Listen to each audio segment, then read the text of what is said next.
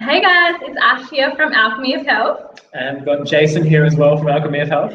And we are coming to you tonight all about the foundations of nutrition. So we'll be covering a few things quite in depth this evening, but our focus will be on macronutrients, which are our proteins, carbs, and fats, our micronutrients, and we'll also go into portion sizes and control as well. I'm the in-house nutritionist for Alchemy of Health, so if you have any questions about this, feel free to tag me below. I'll get to them as soon as possible, but we're hoping to make this as easily accessible for you guys as possible. So there might be a few words you don't understand. If you need explanation, let us know, but we'll be hoping to go into a lot of depth so that you shouldn't need any questions after this. So we'll start off with what a nutrient is. So a nutrient is something that we put in our body and it serves a purpose, it serves a function. It gives us energy, or it allows things to work a little bit better. And basically that's what a nutrient is. Now, the difference between macro and macro means big, overarching, big picture. Micro meaning small, like a microchip, very, very small. So the micronutrients are your vitamins, your minerals, your enzymes, all those little things that, while they're not essential for survival, they make your body function more optimally. They make your body function better. Yeah, the things to make you thrive and feel vital and have a good energy value. So we'll be covering why those are so important as well, and how you can get a broad spectrum of those in your diet as well. Exactly. And so while those are the micronutrients, the smaller part, the bigger picture in terms of your body actually having energy and creating energy to move to do what it needs to do is your macronutrients. So as Ash just said, those are your protein, your carbohydrates, and your fats. Now, they're broken up into those three categories. Alcohol is also one, but we're not going to go into that. We'll go into that later on. But they're broken up into these three categories, and every single food is simply made up of a different ratio of proteins, carbohydrates, and fats. That's how they all fit together. Every food has a little bit of each of these. Correct, and some are more dominant in the macronutrients than others, and that's how we, I guess, essentially figure out which goes into what category. Exactly right. So we'll cover off on the probably the biggest one first that we're going to focus on, which is protein. Protein is one of the most essential macronutrients that you can focus on, especially if your goal is to lose fat.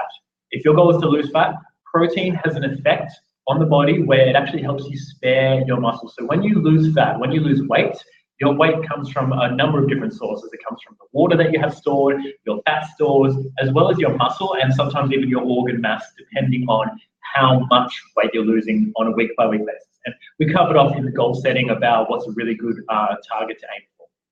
The reason why protein helps keep your muscles around is it has amino acids in it, and there are things called essential amino acids. The reason they are called essential is because our body doesn't make them itself. Our body needs them from an outside source, which is why protein is really important. It helps keep your muscles around, and it also, out of three macronutrients, it keeps you the fullest. Which is why, especially when we're eating less than our body needs in a calorie deficit, is we need enough protein to help us feel full. Because, so we don't want to get really, really hungry at the end of the day, because no one likes to feel too hungry. And yeah, it keeps us full, it keeps our muscles around as well. So protein is very important. What are some good sources of protein, good examples of protein sources actually? Sure, so we've obviously got proteins that are leaner, which we like to stick to our leaner sources of proteins, because that means we can have some more fun with fats.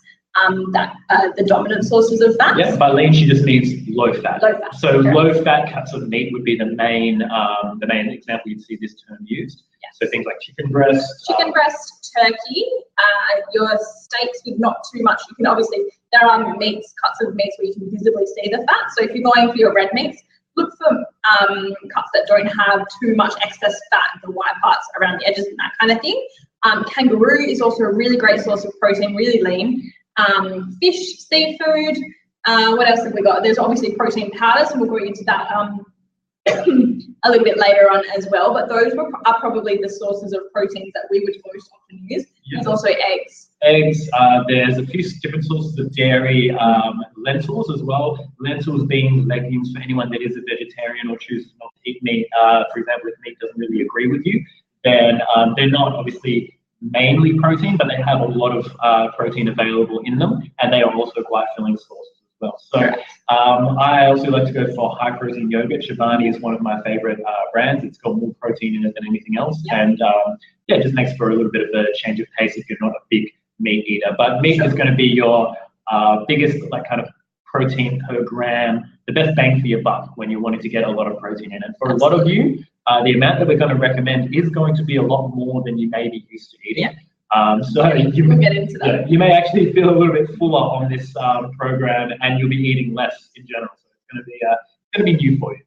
So some of the protein sources, I guess, that are a little bit poorer in quality that we wouldn't recommend to include as a big part of your diet, but obviously there are occasions when they're suitable. But things like sausages, your deli meats, anything that's processed or has fillers added into it, whilst they're still dominant in protein, they have added fats, they have added processes, I guess, that make them of poorer quality than your really natural sources of protein, if that makes sense. So we would recommend, in order to get, like Jason said, more bang for your buck, to stick to the more basic forms of protein rather than going for anything processed. Yeah, and the reason for that as well is that these less processed and also more whole versions of these foods tend to have more micronutrients as well. So we want to look at it on a balance of, are the macronutrients in it going to serve us, as well as are there going to be micronutrients that will help us feel better, that will give us more energy. We talked about feeling goals last week, so help us be actually feeling better by the end of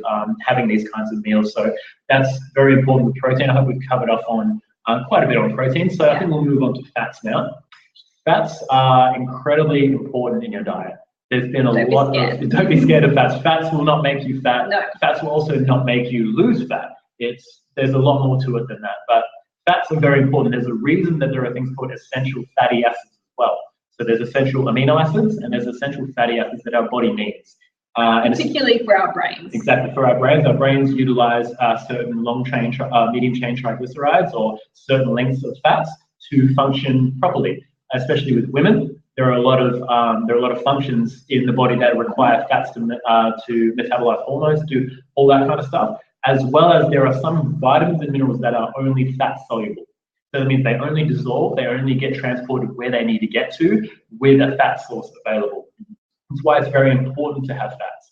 The thing to be aware of though is that fats are more calories, twice as many calories in a gram of fat as there is in a gram of protein. So 1 gram of protein is 4 calories and 1 gram of fat is 9 calories. So not saying that because fat is bad, just saying that so you're aware that you can overeat fat quite easily, and then those calories do add up at the end of the day, because calories in, the amount of calories that you eat versus the amount of calories you burn is going to determine whether or not you lose weight or gain weight.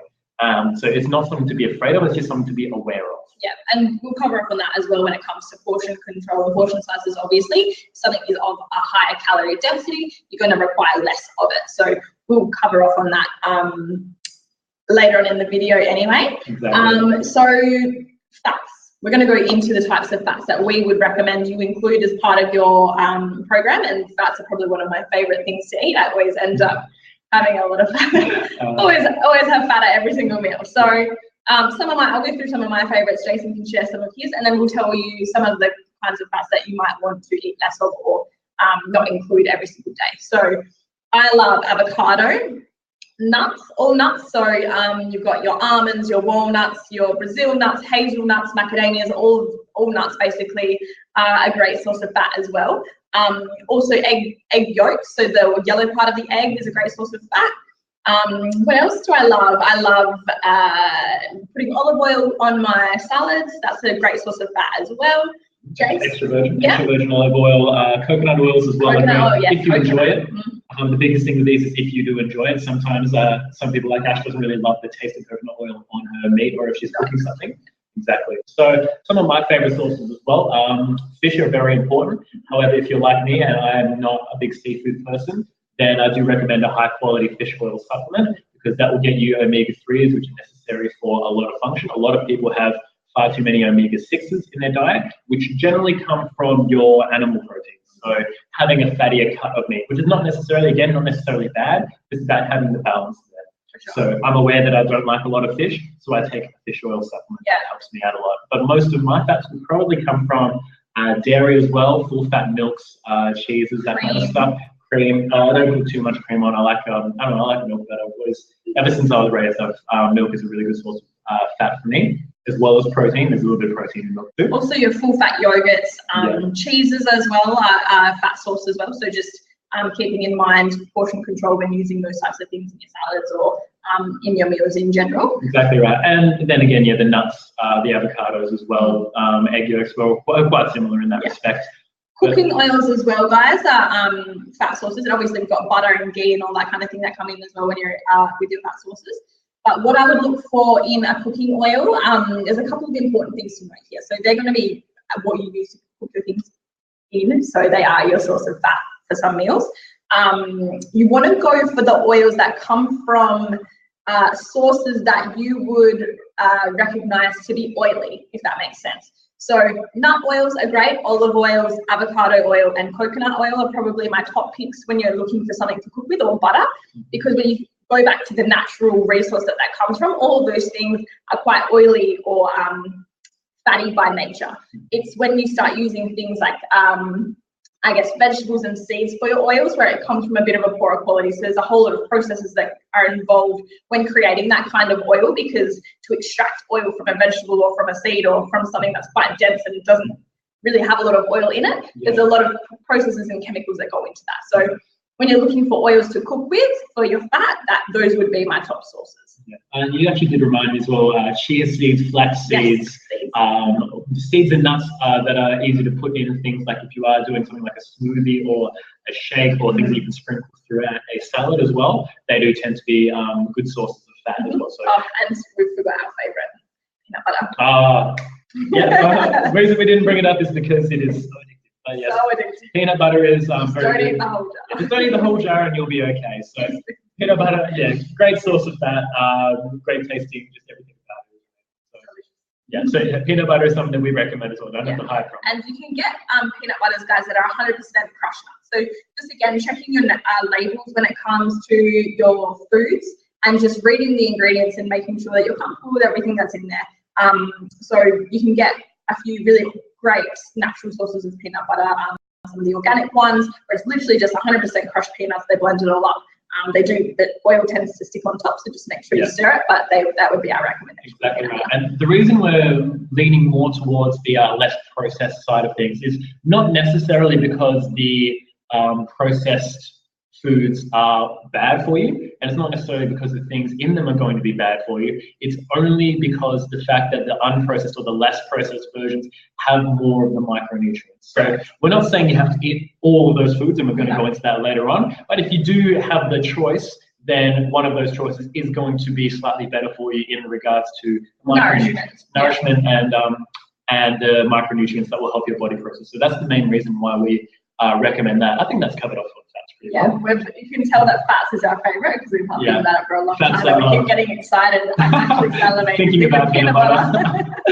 So now we're going to go on to probably the most controversial, something that I'm very passionate about, is carbohydrates. So carbohydrates, we spoke about protein being 4 calories per gram. Same thing with carbohydrates. For 1 gram of carbohydrates is 4 calories as well. Now, carbohydrates at the moment have got a bit of a bad reputation, and a lot of the myths in the food industry and the media tend to demonize one of these kinds of foods. They will demonize sugar, they'll demonize fat, they'll demonize carbohydrates, and they will look for an evil guy, a bad guy when it comes to nutrition, a scapegoat, to say this is the thing that is ruining your progress, this is the thing that is making you fat. And carbohydrates have that reputation at the moment.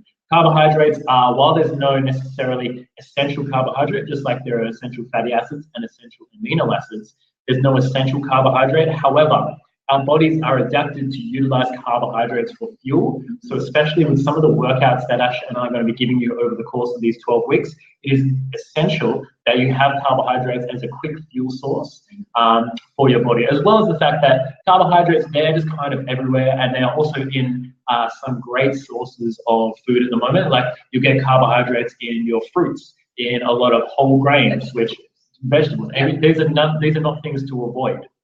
Whole grains are great for you. They've got a good amount of fiber in them. Same thing with fruits and vegetables. And the carbohydrates are not bad for you. So carbohydrates are not something that you should avoid. They're required. Yeah, they're required. They give you energy. They give function in your body. Yeah, they give you variety. We are adapted to use them. If you guys have any questions about anything you've heard about carbohydrates, again, just tag me in the comments below. I'll be happy to have a conversation with you about it. Even sugar is not necessarily something that's bad for you. It is one of the purer forms of carbohydrate because they all get broken down into glucose into the body and then used as fuel. The reason why we don't necessarily recommend high sugary foods is not because sugar is bad for you, just because it is very calorie dense. And we're going to go into that a little bit. So just remember to put a pin in that term, calorie dense. And you can eat a lot of it without realizing because it tastes quite good. And there's also different sources of carbohydrates have a different impact on the body in terms of how you feel energetically. So you've obviously heard of, or you may or may not have, high GI and low GI sources of carbohydrates. So your high GI is utilized very quickly by the body, which causes a big spike up in energy. And then sometimes, if not paired with the right foods, you can get a crash afterwards. So we'll go through what are low GI and what are high GI sources of carbohydrates, but generally your more processed carbohydrates and sugars and things like that will cause that spike up and then the crash afterwards. Exactly. So part of carbohydrates is also fiber. Now, fiber is incredibly important not only for your stool and for going to the toilet, making sure everything kind of flows through right.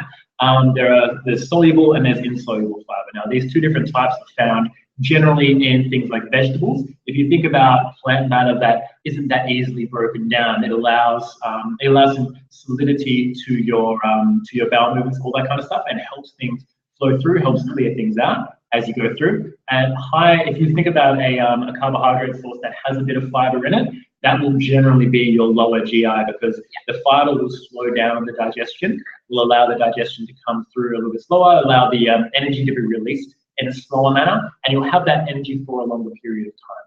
So some of my favorite sources of carbohydrates, me, because I'm a very simple man, I like my rice. There's no real difference between the brown and the white, except that the white may be absorbed a little bit faster, but this is only if you eat it on its own. Correct. And I would also, with your rices, guys, another thing to note is, like Jason said, there's not a lot of difference nutritionally, but you may find that some are processed by your body differently than others. So I know for me, for example, I have a hard time digesting brown rice. It makes me quite bloated and things like that. So I stick to basmati, which I find I digest very easily. So if there's something that makes you feel a little bit slow and sluggish and bloated, maybe just try a different variety. Exactly right. And brown rice is one of those things that is, especially in the fitness community, it is hailed as one of the better sources. However, brown rice is less processed. It's actually less bioavailable as well because it has that protective encasing, that shell on it, which is why Ash might have some trouble digesting it as well. So none of what we're saying is you should eat these foods only and avoid these ones. It's about experimenting with your body as well. And noticing how you feel after you eat them. And if there's a response that your body has that you doesn't sit well with you, then just switch up your sources and see what is processed well by you as an individual. Exactly right. Some other sources of carbohydrates I really enjoy is your less processed breads. I still love breads. There's nothing wrong with breads. I go for the more multigrain or wholemeal versions just because it has the more whole the grain, the more fiber you're going to have in it, just as opposed to the white ones, lower GI as well. So, and they'll generally have less carbohydrates in them as well, so you can have kind of more of it. That's one of my favorites. I still love there's nothing wrong with a good, salad sandwich with a lot of, get some chicken in there, and it's still such a lovely meal. But I'd say probably one of my favorites and one of Ash's favorites would be the sweet potato. Oh, yes. Oh, yes. Oh, hail sweet potato. Sweet potato and peanut butter. You can see where we get it all from. But again, same thing with brown and white rice. Sweet potato not necessarily better than the white potato. Yeah, just lower GI. So if you have a preference, feel free to stick with one or the other. It's just about what feels good for you. Mine that I'm going to throw in there as well. I love pumpkin. Pumpkin is very low in calories, so you can eat a lot more volume of pumpkin, which is really cool, and especially when you're a little bit hungrier and you want to feel fuller. It's a great one to go for. Quinoa is also great. It does have a good protein component as well, but obviously it's a carb. I do love my quinoa. What else is there? Oats are great too. Love me some oats. One of my favorite things is getting oats and soaking them either in milk if I'm feeling like it, or in water, or in like unsweetened almond milk is a great. It's very just low carb if you get an unsweetened version. Yeah. Soak them in that overnight with a scoop of protein powder on top, and it creates overnight oats the best, especially like coming in summer. It's amazing. In winter, if you heat it up as well, you put the oats in the microwave. Protein powder on top makes an amazing little meal ideal there. What else do I enjoy? I'm a pretty bread wrap personally. There's some great wraps out there. There's like barley wraps and things like that that again are just a lower carb version. Yeah, and depending on what meals I'm making, I actually utilize, just as Ash talked about using cooking oils as part of your fats, I use sauces and flavorings as part of my carbohydrates. So if I've got a certain amount of carbohydrates that I want to eat in a meal, and I've got a meal that's relative, that might not necessarily be that well flavored. For example, if I have some extra vegetables in there, like broccoli, beans, carrots, that kind of stuff, then what I'll do is I'll have a jar. At the moment, I'm enjoying sweet and sour sauce, and there is a fair amount of carbs in that because a lot of it is sugar. Again, sugar is not necessarily bad. I just choose to have that in there because it flavors the vegetables really, really nicely, and then I just choose not to have a carb source from somewhere else with that meal, and it ends up being quite good. So if you are at a place where a lot of your meals are feeling a little bit bland, then it's okay to reduce maybe the amount of carbs you have and then chuck in a really nice sauce. Works really well. And don't be afraid to use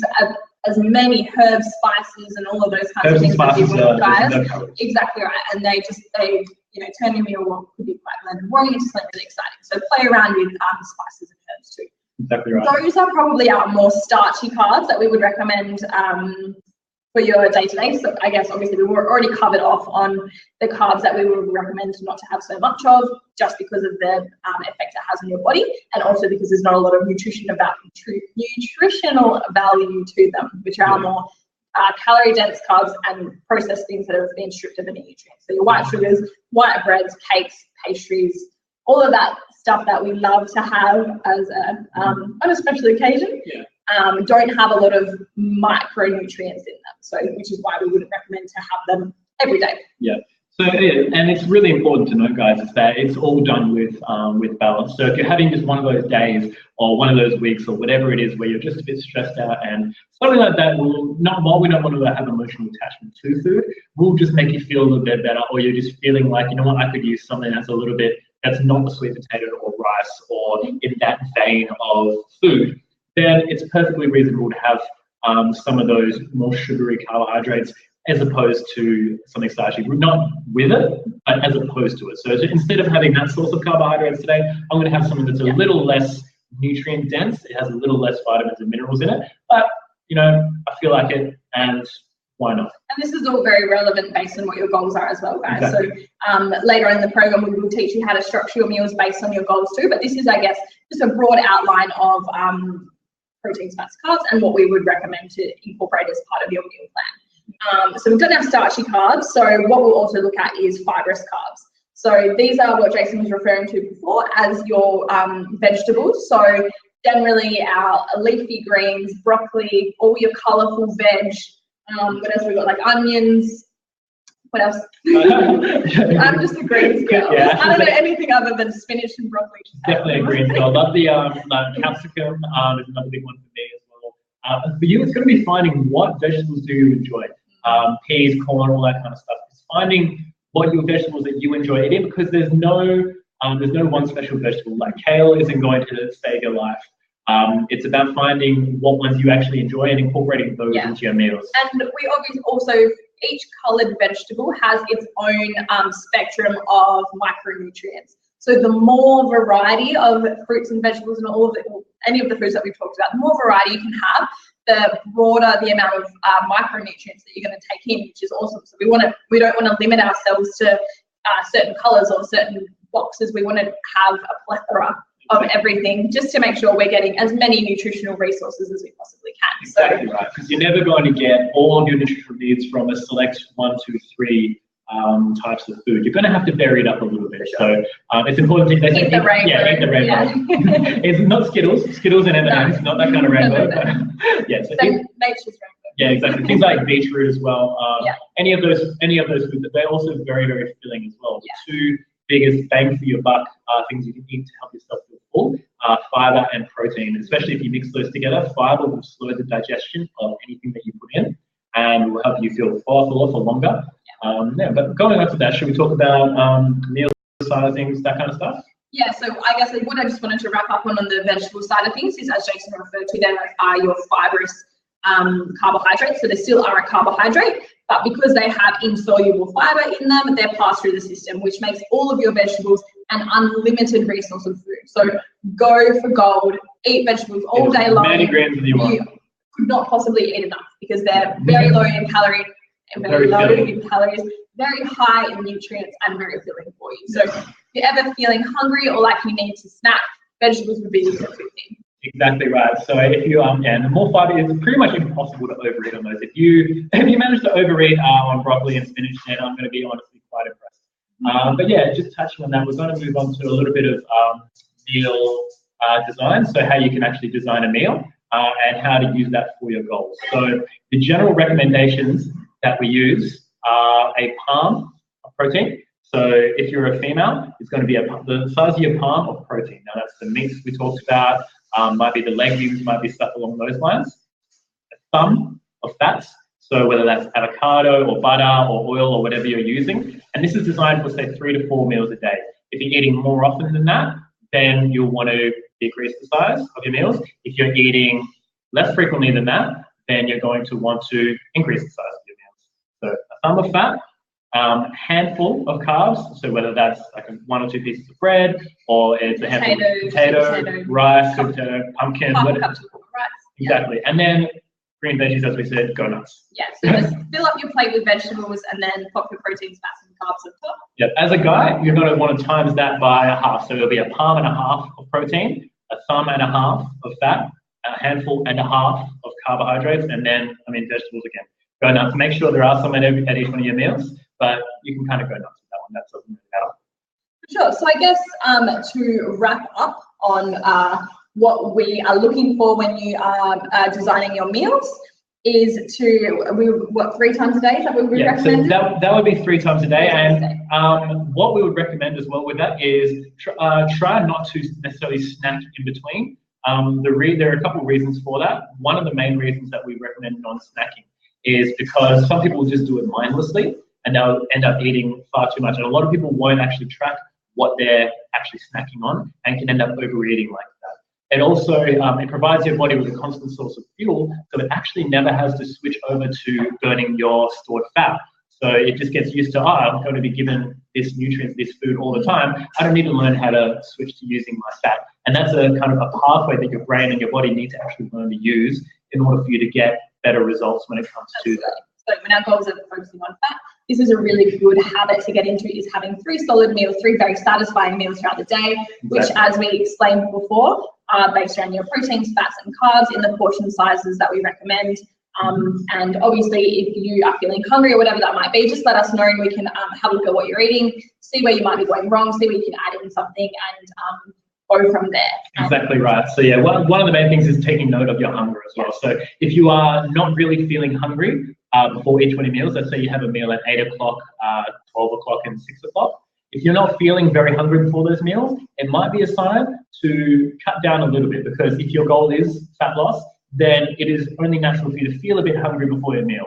And we don't want to just be eating when we're full, because it's kind of pointless. Just as well, if you're feeling really hungry and it's painfully hungry, then you might want to increase how much, or definitely want to increase how much you're eating. Yeah. So I guess we'll touch on the homework now, right? You've got homework for this week, guys. We do. Before we move on to homework, I just want to touch on something Jason just said that sparked an idea in me, and it's just on recognizing real hunger. So a lot of the time we can confuse boredom or procrastination or I guess emotional reasons with hunger.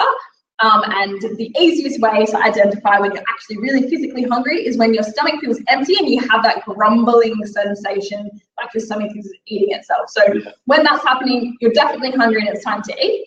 Hunger does take about half an hour to reach a proper point, and that's something that's very important to note, is that a lot of us can sometimes, and I've done this before, I've been guilty of it, is feel really incredibly hungry, sort of instantly almost, and then think, oh my God, I really need to eat a lot, I must eat a lot. And then, for example, on the way home, it'll kind of go down. Hunger tends to be like this, it'll go up, then it'll go down, and then it'll kind of middle out at to where your actual hunger is. So rather than immediately, as soon as you're hungry, eating, in order to avoid that feeling of hunger, it's okay to sit with that feeling for a little while, wait, get comfortable, have a drink of water, wait till it levels out, and then say, okay, this is my actual level of hunger, and this is what I'm going to eat too.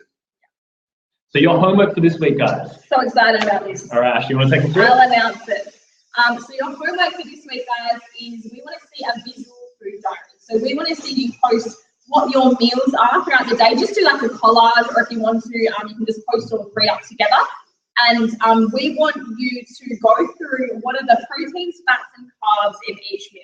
So try and identify what they are.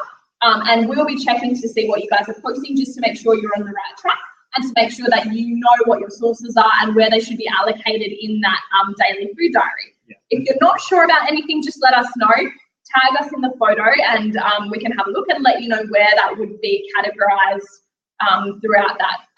Exactly. Some of them will be a bit of a mix of both. But yeah, ultimately we want you to just have a look, and you're welcome to use Dr. Google for this one and see and find out, because what this week is all about is understanding what's in your food, understanding the different sources and how they're going to affect you. So we're really looking forward to this week, guys. Can't wait to see some awesome photos of your food diaries.